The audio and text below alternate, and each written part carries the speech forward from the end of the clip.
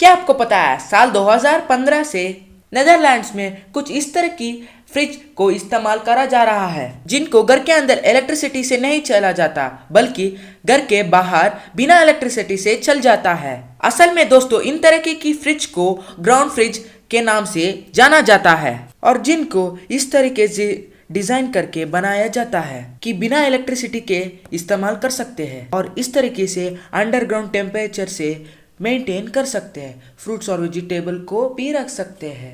और इससे बनाने के बाद इसकी डिमांड तो और भी बढ़ गई। अगर आपको फैक्ट सुनकर अच्छी लगी तो लाइक करना और रैंडम फैक्ट्स के लिए हमारे चैनल को सब्सक्राइब करना मत भूलिएगा। मिलते हैं अगले वीडियो पर। Till then bye bye.